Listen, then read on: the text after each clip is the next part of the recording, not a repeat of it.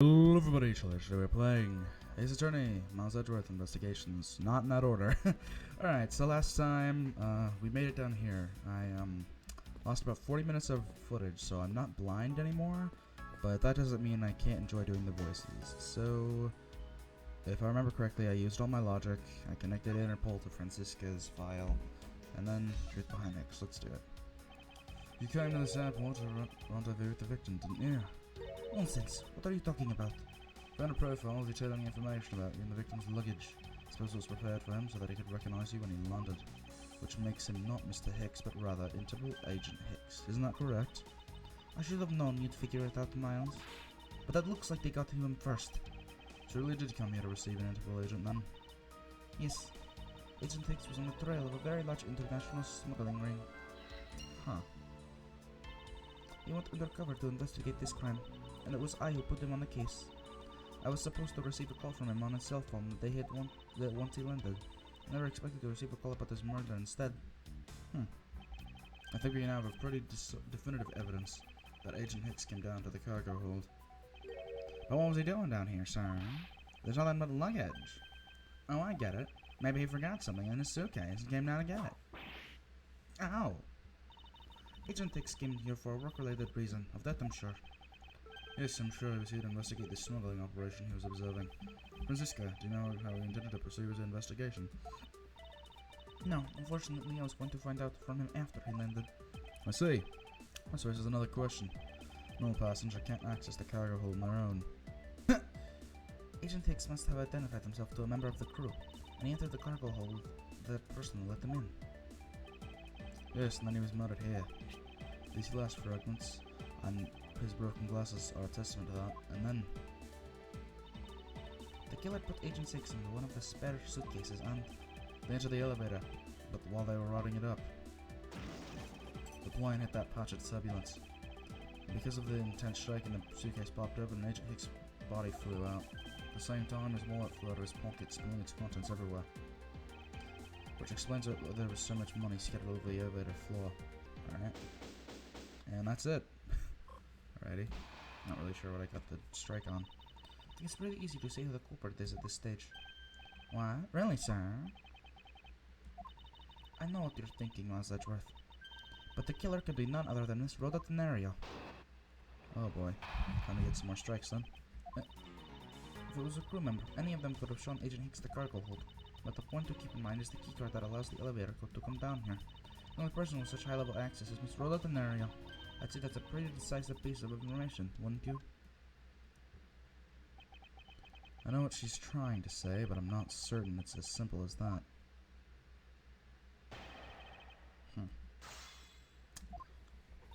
Not so easy to strike down at first this time. This one is. I can't really remember what the... Not really sure myself. It might be true, but then it could be anyone, including Miss Melee or even the captain. Don't be a fool. A plane without a pilot in the cockpit is like a horse without a rider, crop in hand, much like Scruffy over there. Hey, hey! I can't disagree with her on that. Detective Gumshoe does always need a guiding hand. Very well, what about the other flight attendant, Miss Melee? Ha, I thought you meant to ask about her. But the point to keep in mind is the keycard last year. Yes, hold it. It was highly likely the keycard was stolen from a scenario. It's highly likely. Is that the best possibility you can come up with? And call yourself a disciple of my father? Yes, well, I don't have any evidence, Be quiet, you're a disgrace. There's no evidence pointing to Miss Rhoda Tenario, you know? It's not just the keycard that gives her away. Are you talking about the murder weapon, Mr. I-Fly Piggy Bank? Yes, she is also the only person with the key to open the display case. Further, there is the matter of the key to the display case that held the murderous bank. Maybe I should have read that one. It seemed a little funny. Alright, well, I think it's gonna be this. Unless I press her on it. But that is a fake. Stop right there, Miles Edgeworth. You don't have any proof that this is just a red herring. If you must keep on insisting that it's a fake, then what is the real murder weapon and where did it go? Speechless, I see. That's not a surprise. After all, you know we've searched the entire cargo hold and came up empty-handed. There must be a way. Must be something that can help me rule out the piggy bank as the murder weapon. So instead of letting me object to that, they have to have me press, which is kind of annoying, but it kind of just teaches the player always press first. Which we examined further to help us ascertain the authenticity of the murder weapon. Probably the body. Francisca, I think you are too quick to jump to your conclusions. Oh, was I? Yes, we don't even have the autopsy results yet. How can I not say that you made a snap judgment when you have yet to even see if the wound on Agent Hick's head is consistent with the murder weapon? Scruffy! Yes, sir? Contact the medical examiner's office at once. I wish to hear the results of Agent Hick's autopsy. Hey! Yes, sir! Excuse me. Coming down with a bit of a cold. We've got a big problem, Mr. Edgeworth, sir.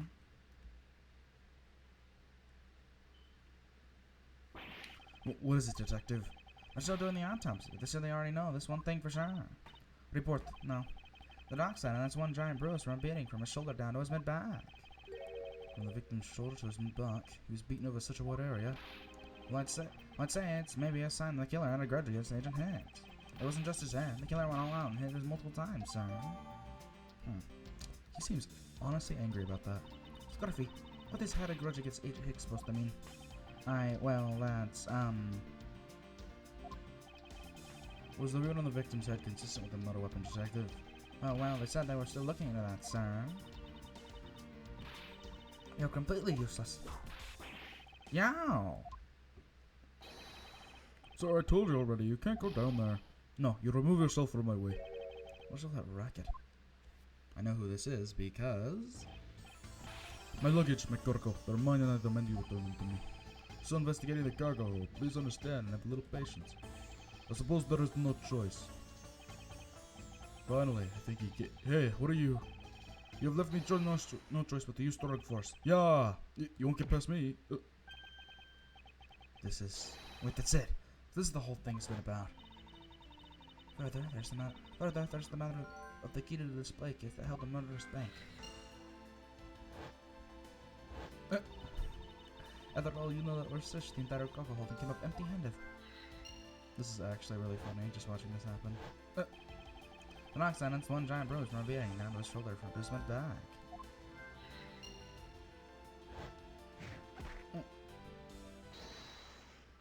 It looks like it landed pretty safely on his butt. Oh, this is how I'm gonna prove it wasn't that, right? Don't let me kill myself on logic. There we go. Allegedly, the killer struck the victim many times over, which is why there was extended bruising all over such a wide area. But is that really the correct conclusion to draw from the evidence? The bruise from his shoulder down to the middle of his back is one continuous mark, which is more suggestive of a single blow to the back. If that's the case, then the piggy bank is much too small to have caused that. Therefore, the murder weapon must be something far bigger. Alright. I think that's these two go together. I mean, they both are question marks. Yep. If we're looking for a rather large weapon, you'd think it would stick out. But so far, we haven't found anything that resembles a weapon of any sort. Perhaps, just perhaps, it's something we're all overlooked from the very beginning. Because normally it's too impossibly big to be taken into consideration. There we go. Had a little trouble there. What was that all about? Was he trying to jump his way down here? Francisca. What? What do you want?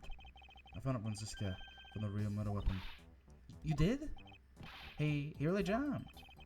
We didn't realize it until now, but the answer has been right in front of us this whole time. He might be hurt. We should go check on him, sir. Don't even bother, friend. Don't even bother, Yumshu.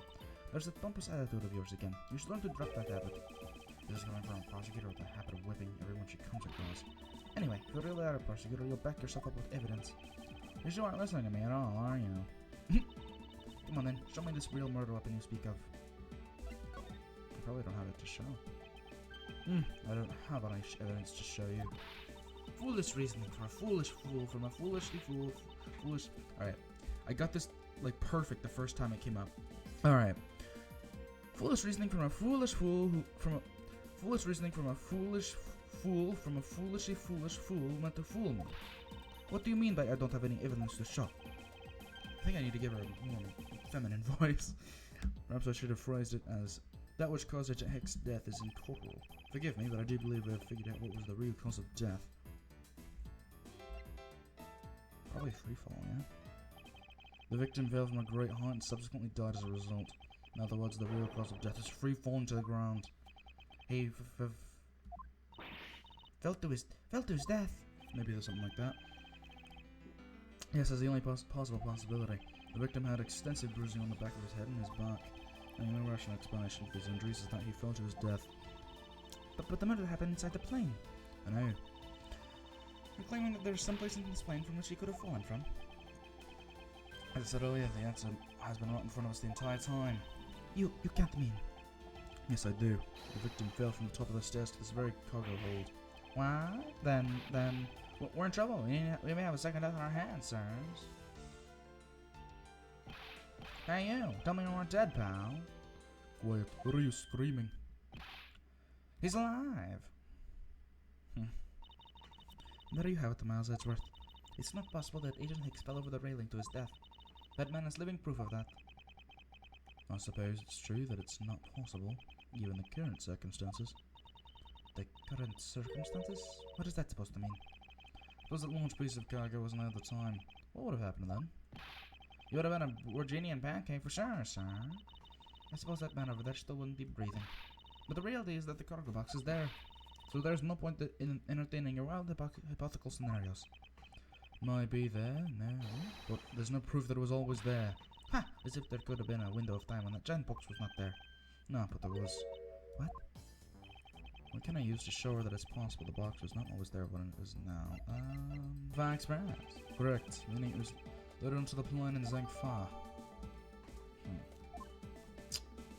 Well then. Now, what if the box in question was also loaded at the same time? Would mean that the box was not here in the cargo hold during the Europe Zhangfa leg of the flight. May a clear drop from which Agent Hicks could have fallen to his death entirely possible. But the theory is still very far-fetched. Allow me a chance to prove how very likely this scenario is. My first order of business will be to examine that piece of cargo in more detail.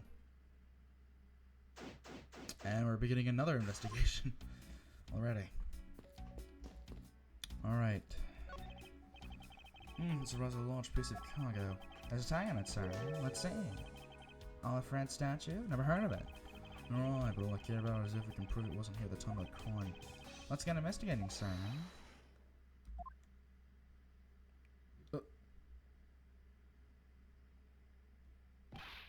Look here, do not go about touching my possessions without my permission. Don't rush me like that, pal. This belongs to Mr. LeBlanc, does it? I should see what else I can find out from him.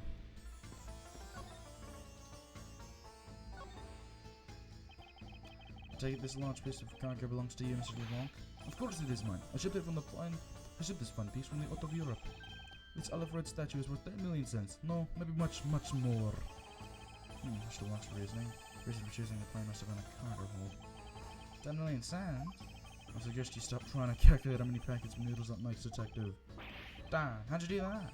I feel like you keep getting better and better at seeing right through me every year.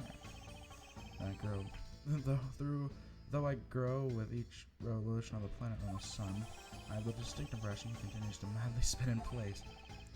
Hey, Mr. Edgeworth, so that 10 million cents, is that in euros or dollars? Does it really make a difference to our case? Mr. LeBlanc, there's a chance that your cargo is linked to a murder case. I was wondering if you would allow us to examine it a bit closer. It's very well be peaceable, so no, there will be no touching.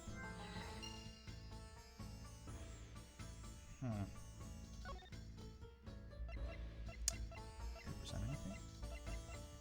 Probably his own cargo. Why don't you show us something of no value? Send me the bread first, and maybe we will talk. Wait, you want me to pay him before he'll comment on this? Yeah, I showed you your own thing, dude. You're, like, I don't know why the programmers didn't think of that.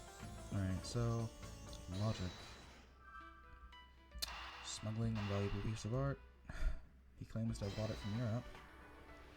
But perhaps. If Mr. LeBlanc has something to do with the smuggling ring, then it's possible for this fake statue. Then it's possible this fake statue was brought on board in Zhangfa. I think I need to question him a bit further. No logic anymore. About your statue, Mr. LeBlanc. I wonder if it might be fake. What? Oh, there you say me with this fake. I suspect that your statue might be the target of an international smuggling ring. Those are just fantastical things. Those thieves would not dare. I have the certification like cargo right here. You mean the cargo certification document? Mr. Stink LeBlanc, why didn't you say so earlier? Please show it to us at once. Excuse me. I can't read this. What does it say? It says as plain as day. The cargo was put on the plane in Europe. And there you have it, Miles Edgeworth. Too bad for you. This statue was brought on board in Europe, just as it states in the certificate. No thoughts. Which means that there never was a window of time in which the statue wasn't sitting there. Huh. I respectfully disagree. We can't discount the theory until I've seen the statue for myself. Then you can have your wish. Look at it yourself and see I am right. I don't know. His voice isn't the same. I wish it was though. It's one of my favorites to do. This, I know I've seen it somewhere before. This is the Alfred? Gives off such a feeling of, I practically smell it. The statue has a high amount of historical value. After it was unveiled at the museum in Europe, I brought it to this country. I brought this to this country for the exhibit. Or from exhibit? I don't know. I believe a closer look is warranted here. Touch. This famous... So this is the infamous Alfred statue, What is it, Mr. Edgeworth? Did you find something? There's something wrong with this picture. I should examine it more in detail. You know, I've already done this, so, it took me a long time to figure this out, too. It's basically that, and it's kind of silly, the eyes are different. Like, the real ones are red and those ones are orange. It would take a while to get it if you didn't know. These eyes are awfully orange, don't you think? Yeah, and pretty. They remind me of sunsets when I was in grade school, sir. I don't think you see what I'm talking about. No, I do, but it's really like the color of the sun when it's setting, sir. Ah, the memories. I remember standing out in that field, spinning with my arms until I felt ill. I don't care about sunsets. Focus subjective. What color are the eyes in this photo? Sir, they're red. As I thought, the statues are fake. Mrs. LeBlanc, what do you want? Do you not know I'm a busy man? I will allow you 2 seconds for you to answer. Alfred, I suppose this is your pride and joy, is it not? It is the biggest trophy I have on this European trip. Do you know why I wanted to possess this statue? The Turkish started 17 years ago. Better grab a chair, sir. I think this is gonna be a long story. So, Mr. LeBlanc, I regret to inform you, and you have my heartfelt sympathy, but what is that? Sympathy? For what? You say, I'd like you to compare the eyes. That large fellow here has very bright and pretty eyes compared to you. I wasn't talking about the two of us. I meant the eyes of the statue in front of us and the one in the photo. Why the sun yelling? No then. It is the photo of the statue on display in the museum in Europe. Now do you see, Mr. LeBlanc? The statue before us is a fake. A fake! I believe that even further examination will be required. Now that we have confirmed this is indeed a fake, there must be some sort of proof that this was brought on board in Zangfar, and I'll present to you the evidence that resolve this remaining contradiction. So this one also took me quite a while, but you can see here that it's on top of another thing. So I believe, no. Not totally confident, there's a contradiction here. What do you think, detective? I think it's really suspicious looking, sir. My well-trained guide tells me so. I see, well then I must be mistaken. How come when I ask you confidently, you take that to mean we're off course, sir? So it was something like that. It was because it was on top of something else. Let me... It was that...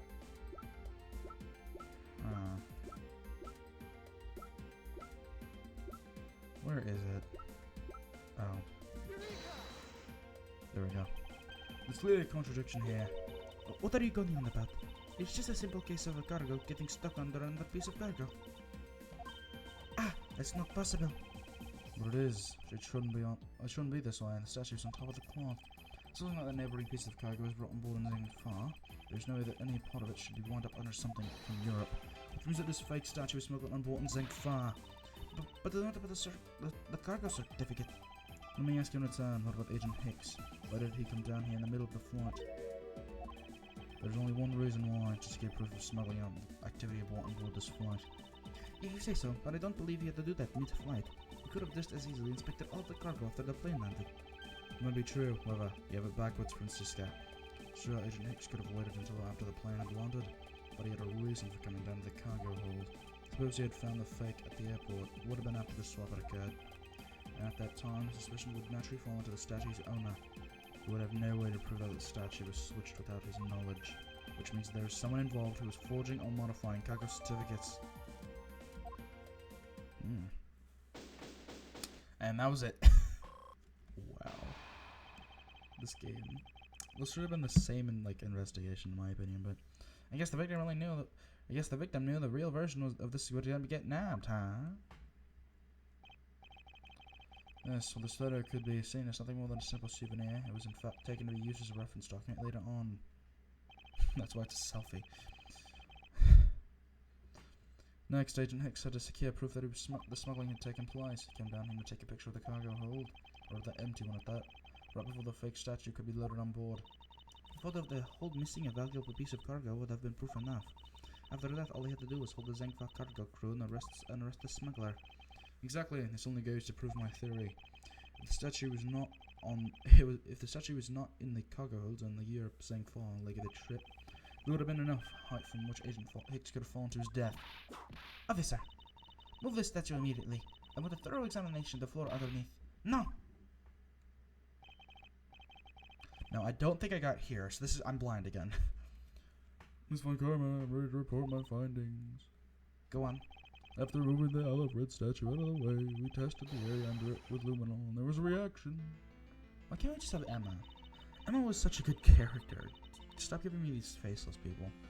I see, there's a reaction to luminol, an indication that there was blood in that spot. Alright, can we start looking at it now, sir?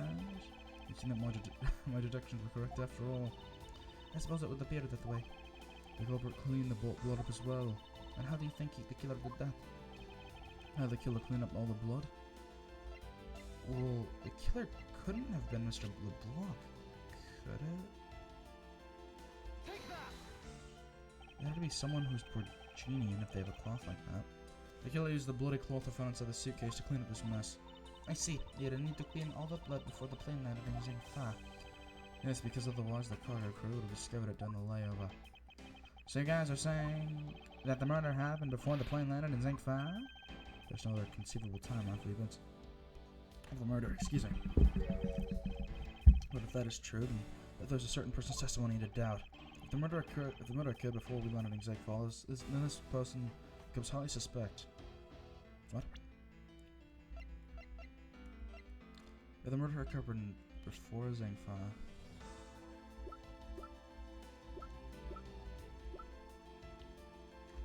well, Mr. Ackby Hicks was there in his seat. Oh, Miss Melee. I guess? Recall Miss Melee's testimony about Agent Hicks in regard to when they departed in Zingfa. I saw Mr. Hicks sitting in a seat at 5 a.m., you know. She claims Agent Hicks was alive at the time of the service calls, but that totally contradicts the facts, sir. But why would she lie about something like that? I think the only person who can answer that is Miss Melee herself. Ooh, have we found the villain? Ooh, to be continued. But we have more time. I'm gonna start recording like 50-minute episodes rather than over an hour. It's just a lot more convenient on my part. And, well, it's still a lot of me, a lot of my voice.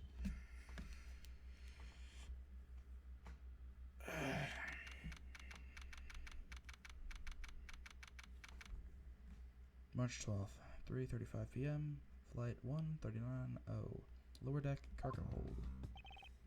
Miss Melee. Miss Melee. Huh? Do you recall what you said earlier about when you answered some service calls as we were departing from Zingfa? Huh? So that Mr. Hicks was sitting in his seat at that time. However, that is simply not possible. because Mr. Hicks was dead long before we ever touched Danzig far. Miss Cammy, my lie. Maybe I didn't see what I thought I did. Don't you make a mistake so large, Miss Malay. But I make that mistake but I make that kind of boo-boo all the time. No. This is going nowhere. There must be a better way of resolving this contradiction. Very well, Miss Malay, if you please, tell me about your alibi during the time span from just before we were to land at 3 AM and 6 AM when the body was found. Are you telling me I'm a suspect, Mr. Edgeworth? Those cold, dead eyes tell us a lot. Like the Blue Badger. Yeah. From 3 to 4, I was, in the flight attendant's room, all by my lonesome self. Yeah. And from 5 to 6, I was, in the flight attendant's room, all by my lonesome self. What? What? How's a man supposed to react to a testimony like that? Miss Malay, wake up. She fell asleep again. Looks like the only way that I'm going to be able to wake her up is by pressing her. Okay. I don't know if I have to press her on the sleeping segments. Hold it! Miss Malay, wake up. I'm awake. Miss Edgeworth, I demand that you do something about this flight attendant in this instant. You're asking me to wake her up when you can finally put that whip to an appropriate use. Well, they can't really whip a female. It's kind of just a... I mean, I'm not going to say it's sexist because 9 times out of 10, like slapstick, that's the word. Slapstick is better suited to use on males just because it's seen as less violent. And this is just an observation I've made. So if she were to whip her, that would kind of begin some problems. From 3 to 4, I was in the front attendant's room alone by myself. If I remember correctly, food was being served in the first class in the lounge, which in the hours of 3 and 4 AM. Yeah, but that kind of stuff's run by Miss Rhoda. And what were you doing in the attendant's room at that time? Eating and then having a most delicious dream. You mean you were neglecting your duties? No way. Sleeping's part of our job too, you know. Well, you sure are good at it. Miss Miley, how many times do I have to repeat myself? Wake up. Yeah, I'm awake.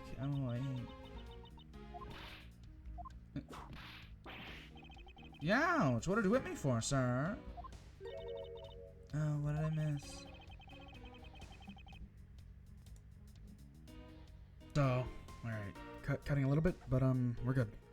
Poor detective being on the receiving end of a larceny steed. Sorry about that. Really? Sorry about that. You can make amends for that by continuing with your testimony. And from 5 to 6, I was in the flight attendant's room all by my lonesome self. Huh.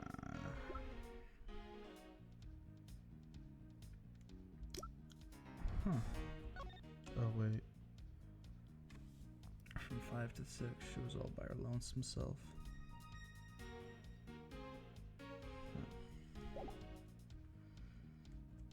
Well, there's the matter of drinks. Huh. Am I allowed to check this guy? For evidence or something? Ooh. Ooh. He certainly has blood on him. There's some blood on one of the corners. Could this piggy bank with a murder weapon? Really? Still thinking that?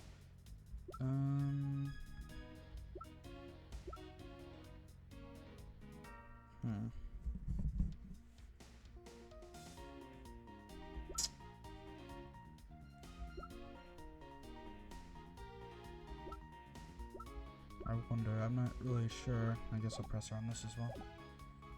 I was kind of out for a few hours before resuming the recording, so you can probably tell my tone of voice. So you're lonely until it's on, well, yeah. Yeah, no one else even popped their head in to say hi. Oh well, I think a contradiction just popped in to say hi. What should I do? Should I raise an objection? Yes. Miss Miley, there's a clear contradiction embedded in your testimony. Huh? What are you talking about? It's not possible that you were alone in that attendance room the whole time from 5 to 6 AM. I don't know why, but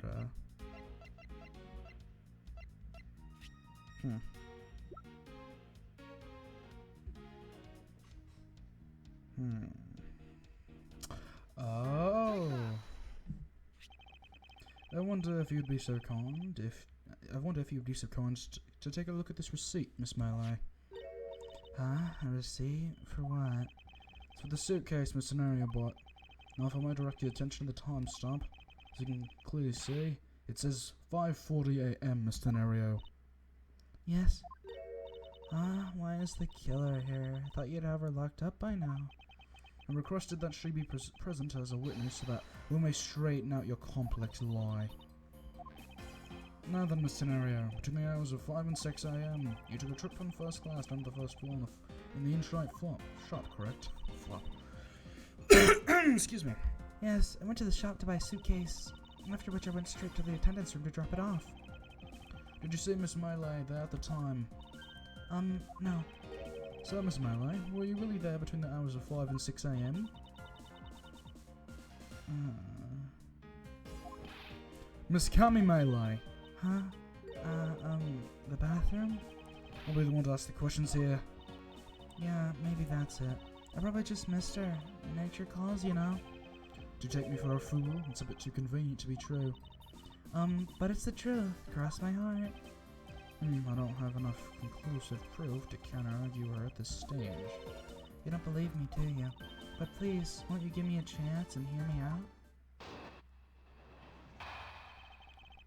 Reason for suspicion. Look, I know you're suspecting me because I'm one of the crew.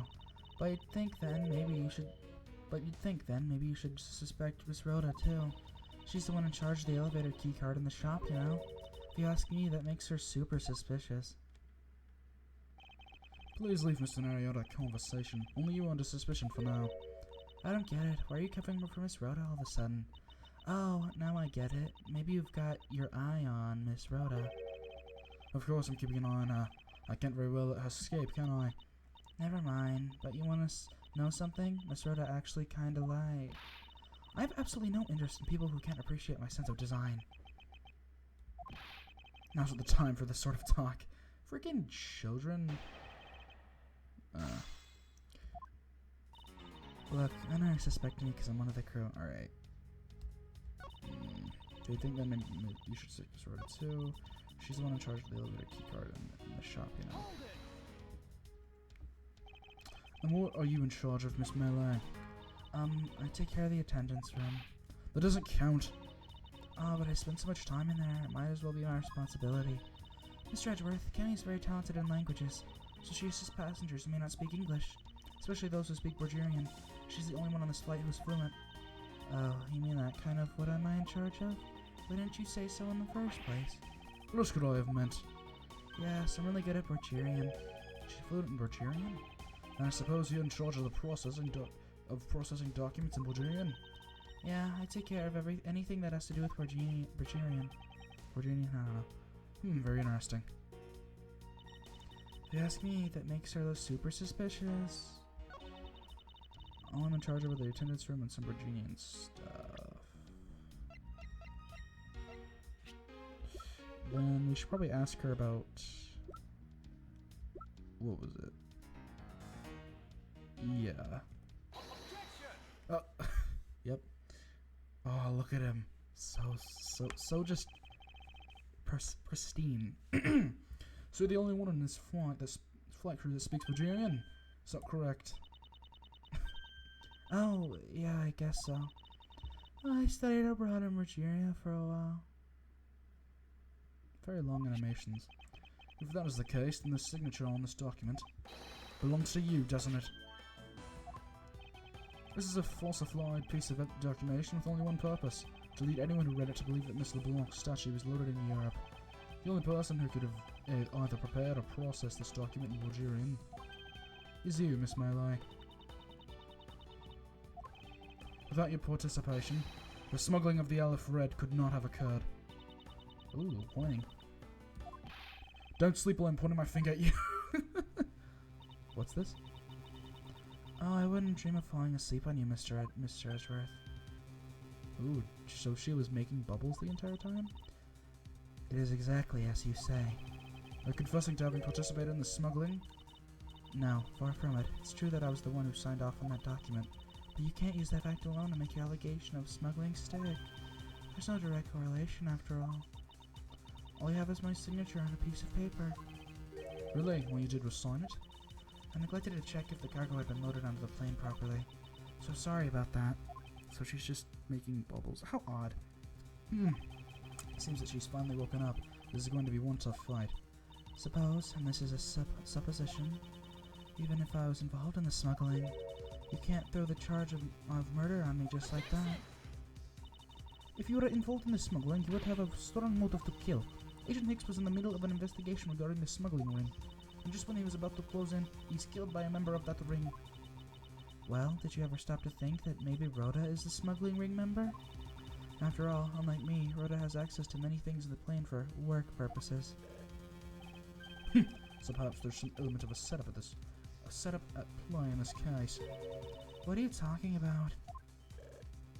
She's so silly. Don't worry, I wasn't talking about you, I'm the killer. First it was myself, and now it's Mr. Doe who's on the microscope. Seems to me that our killers go into great lengths to pin a crime on anyone they can. You have no proof that Miss Rhoda is being set up, or that she isn't. Actually, I believe that she was indeed the intended target from the very beginning. I believe that the plan was to push all the blame for the crime onto her. This evidence will prove my suspicions. This proves that the killer was out to frame a scenario from the very beginning. Probably the piggy bank, right? This piece of evidence will answer all our questions. Are you sleep presenting or something, Mr. Edgeworth? No, as you can plainly see, I'm wide awake. Then I'm afraid you failed. You were making so little sense that I thought maybe you were asleep. Talk about Dr. Sleepy Miss Hyde-esque transformation. Oh. Dr. Jekyll and Mr. Hyde. Is this it? Wasn't there a piece of evidence that's still unaccounted for? I need to stay calm, think carefully, and then present the condemning evidence. Might be the phone, but oh, the iFly suitcase? Maybe? Yeah. The killer could have hidden the body anywhere, and yet they chose the suitcase. Why is that? Perhaps it was to move the body from the lower deck up to the first floor. However, why go through the trouble to do so? The only way all of these actions make sense is if the killer had wanted to frame a scenario for the murder. Miss Scenario buys a suitcase on every flight she works without fail. I still want to know how she does it. If that's $1,200 she's spending every single flight. But should her suitcase be switched with the one containing the victim's body, that would put her in a very tight spot. Unfortunately for the killer, the turbulence put an end to that plan. Wait, isn't there an animation where he gets hit by the bubbles? That'd be funny. There wasn't enough time to put the body back into the suitcase. Here you go, they made do with whoever was at hand, adapted their plan, and tried to frame me as I lay unconscious on the floor from the turbulence. Then the killer went to hide the suitcase in the in-flight shop, and brought the piggy bank back to the elevator in order to fabricate a false weapon. A lot of work for a fruitless endeavor, wouldn't you agree? Sounds like the killer had a tough time too, huh? I mean, why did the killer need to frame someone that badly anyway? That is because of the special circumstances surrounding this particular case. What special circumstance dictated the need for,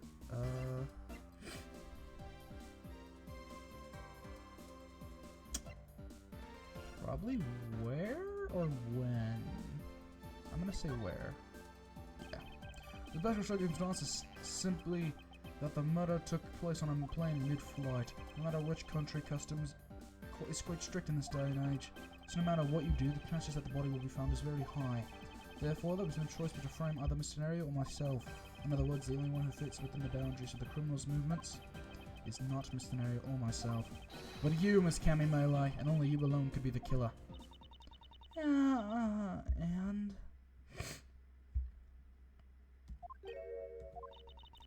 Are you done already? I was about to fall asleep again. Anyway, let's be honest here. You don't have anything on me other than a whole lot of circumstantial evidence.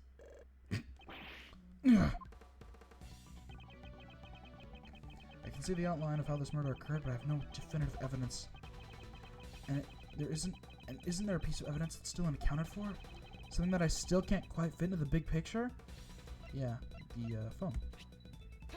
Sorry if that's in the background noise. I don't have any actual evidence. I thought not.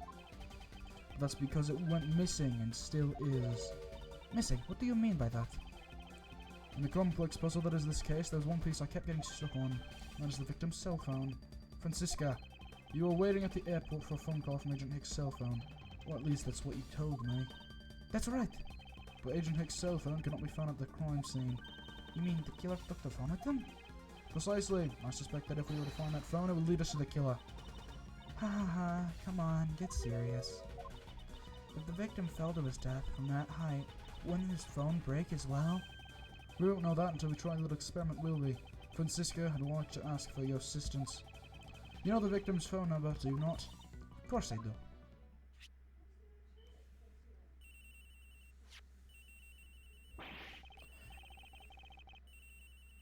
Alright, pause the recording. Mamang? Mamang? Can you talk in your room, please?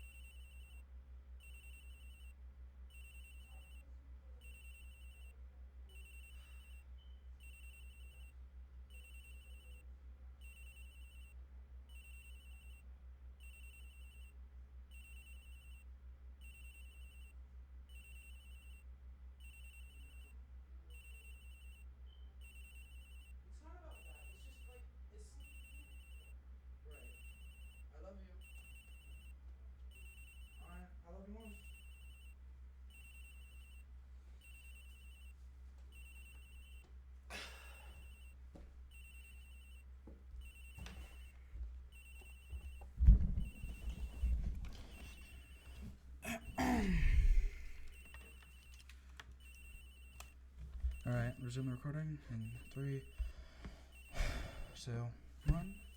Agent Hicks' phone. It's ringing for somewhere, sir. I hear it, detective. Now where's it coming from? Has the gate louder?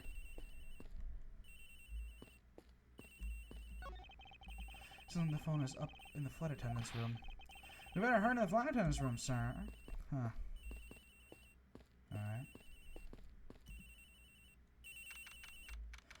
March 12th, 4:12 p.m. Flight I-390, first floor, flight attendant's room. The ring is coming from somewhere in here, sir. Leave no stone unturned, Detective Gumshoe. We must find it. What if it might be inside this suitcase? I don't hear any sounds coming from inside, sir. I don't suppose the culprit would have been so dumb as to try the same trick twice. Oh, the trash can? No. I didn't mean to go in there. I want to check the trash can. Doesn't seem to be over here. Let's look somewhere else, sir. The ringing's coming from somewhere around here. But it's not here, sir. Why do I have such a bad feeling about where we're going to find that phone? Probably her, mucker. The ringing's coming from in here, sir. What? No, it can't be. It's gotta be the victim's cell phone. Just whose locker is this, sir? It's Miss Scenarios. What?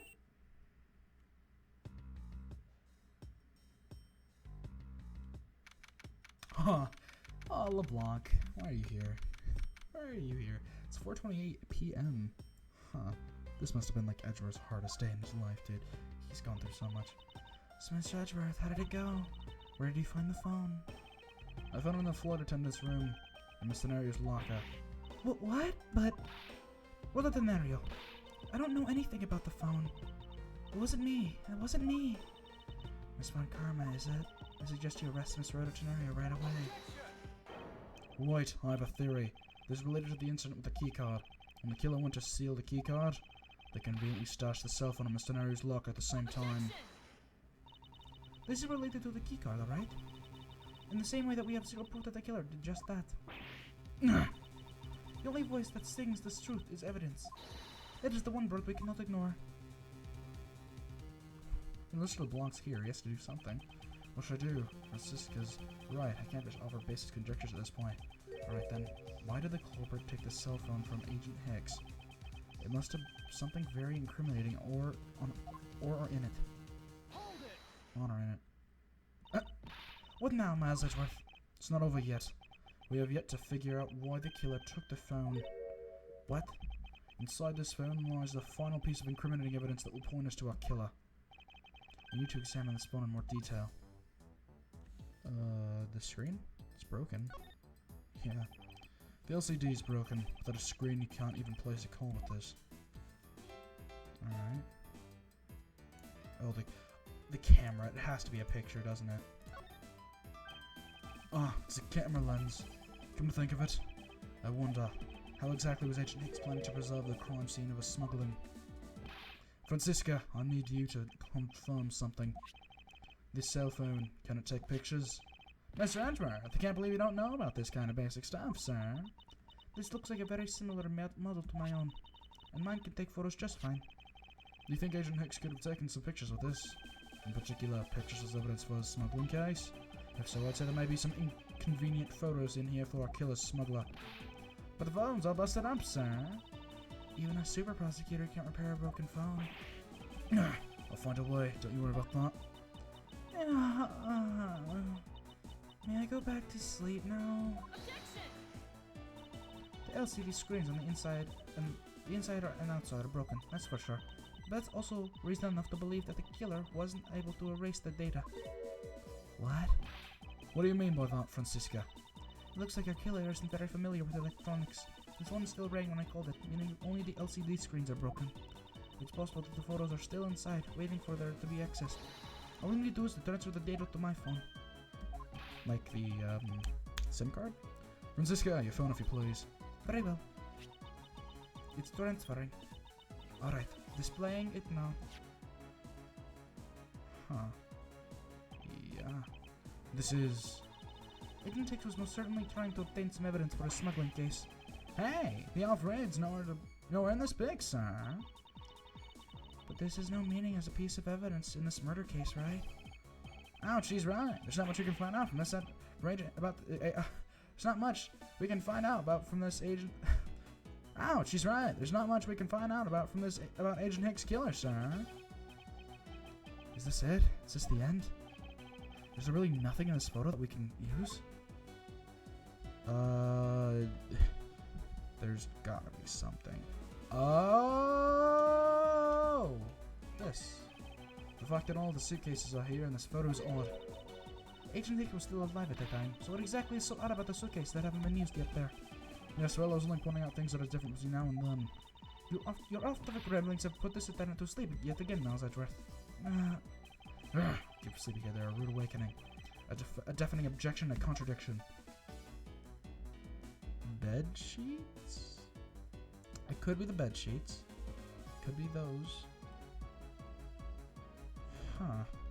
I guess bed sheets, because she's sleeping? Boxes of bed sheets, and they're still in the cargo hold. Something unusual about them in particular, but I can't shake the feeling. Oh, they were just playing around. Mind if I go home? Yes, I mind. Need to focus on what's different from now and then. You mean the... I don't... This? What's all this? Hmm? Oh, they're a cargo ship from Virginia to Zingfa. So the reason they're out here now is that they were dropped off in Zingfa. Mr. LeBlanc, can you tell me the contents of these boxes? Unfortunately, there is no English written on them anywhere. One cluster of boxes is written in Virginia. It says... In it is cloth in English. Cloth? Could it be? Is this where the killer... What? What is this for that scary face? Miss Miley. Yes? It appears that Agent Hicks was no ordinary investigator. He left us with a piece of evidence, after all. A striking piece that will point out who his killer is. Ha! Maybe you shouldn't force your mistaken reading of a simple picture, Mr. Edgeworth. The Virginian cargo and this piece of evidence point us straight to the killer. Let me see. The Virginian cargo... Oh, are you talking about the, this? Take that! Maybe? Yeah. And what is that supposed to prove? The killer used this piece of cloth to wipe up the blood they had spilt. But there was one thing that bothered me this whole time. Where did it come from? And now I have finally found my answer in this very photo. The cargo that was unloaded in Zegfall had cloth written on it. Virginian, that is... And this is where the killer grabbed a piece to clean up the blood with. That's right. The killer was someone who could read and understand Virginian. And the only crew member that fits that description is you, Miss Cammy Melee. Ha, that's pretty flimsy. The killer probably searched through all the boxes looking for something to use. When you're frantic, you don't care if the box is in English or Virginian. Sorry, but I cannot agree with your assessment of the killer's indiscriminate nature. What? There was no need for the killer to tear through boxes at random at all.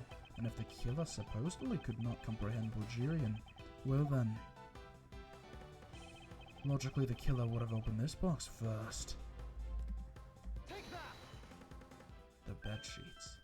Hey, it says bed sheets in English right in the box, sir. Precisely, and bed sheets would be perfect for cleaning up blood, wouldn't you say? So what are you trying to say? That if I were the criminal, this box of bed sheets would have been what I would have spotted first. However, the killer chose to use some Bulgarian cloth. Do you have an explanation for that?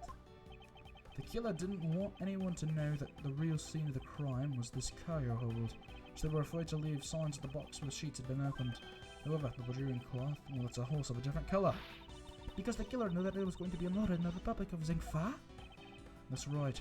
That is why the Bulgarian cloth was used, and the only Bulgarian reader on board who could make such a calculated decision is you, Kami Melee, and you alone.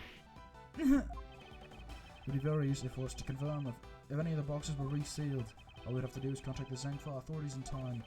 We may even find other evidence to incriminate a killer within those boxes. So what are you saying, Miss Melee? Why not confess to your crime here and now? Or would you rather wait and see what we find from our investigation in Zangfa?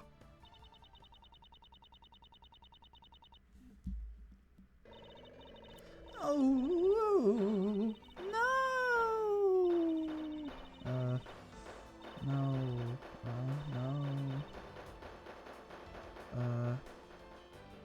You done? He was an airball. I couldn't stop it. I brought him here and he started taking pictures. I couldn't be found out. I was scared. I was in trouble. I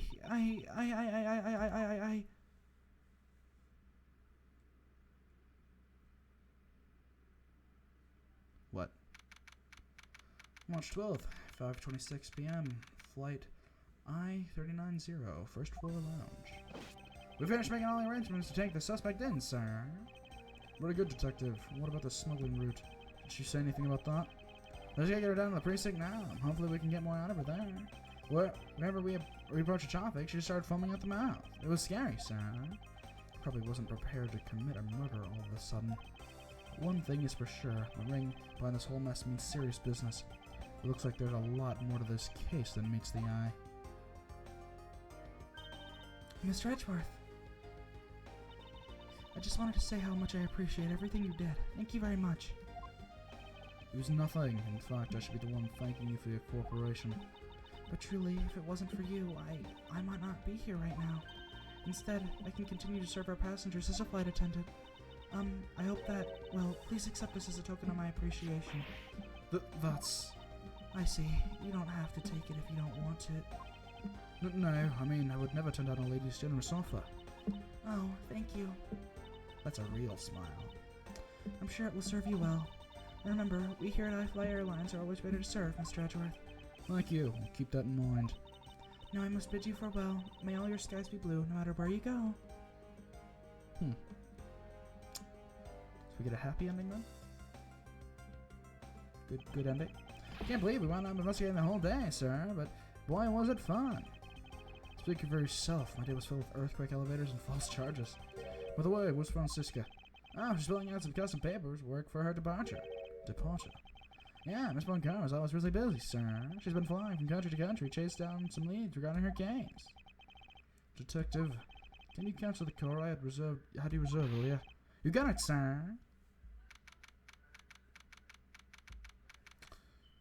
March 12th, 5:47 p.m. Hope Springs Airport. Francisca. I thought I told you when I first landed. I have no time for idle chatter. I have no intention of wasting your time. However, it has been a while since we last met. I also have no time for such familiar reminiscences. Just who do you think I am?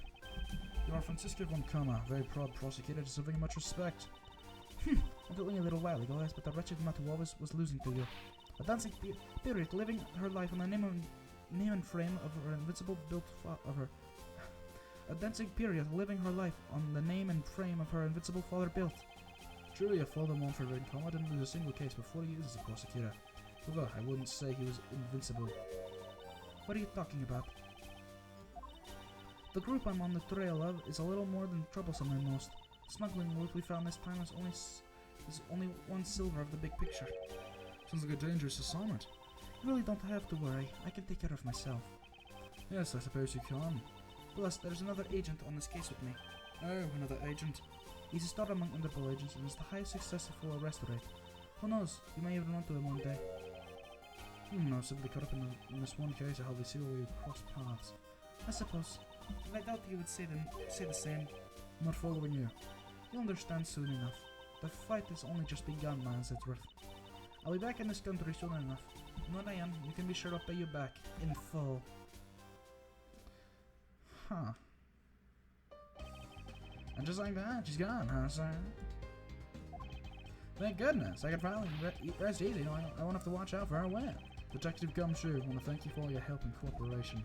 Ah, it was nothing, sir. I was just happy to be able to work with you again. Ha ha. I think I'm going to celebrate by adding a little extra salt to my instant noodles tonight. Oh my gosh. Just how much did you cut his salary by, Francisca? Detective, I was wondering if you might give me a ride down to the prosecutor's office. Sure thing, sir. I've been flying down the road in the patrol car if you want. So let me remind you, Detective, safety first. Thus, I solved the first case upon my arrival home.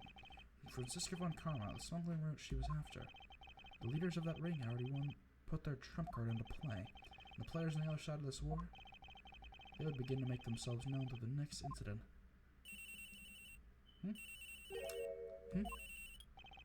Edgeworth speaking. Ah, finally. I called who knows how many times earlier, but I couldn't get through. And you are. Ah, have you forgotten my voice, Miles, my boy? I don't know who this is, so... But Mr. Armando. Ernest Armando, correct? Ah, so you do remember me. I know it's rather sudden, but I can't ask us of anyone else. There's been an incident, Miles. My son, he's been kidnapped. Oh. And that is the end of episode 2. Which is, what, episode 5 for me? Well, the kidnap turnabout. Yes, I will save. So, thank you all for watching. I'm Intro Mark. Well, you know what? Let's not outro yet. In fact, let's take a moment. Let's let it save. So, this was a pretty good one. I think out of the first 2 cases, this is the better one so far. It was a lot more, you know, thorough. It was a lot more enjoyable. The first one was kind of introducing and everything, but Jock, wasn't a very good villain in my opinion. He just kind of lame. I mean, blaming everyone else with little to no logic or evidence. I don't know. Well, next time we will be beginning episode 3 of the Kidnap Tournament. But until then, thank you for watching. I've enjoyed my kid. Until next time, guys. Bye bye.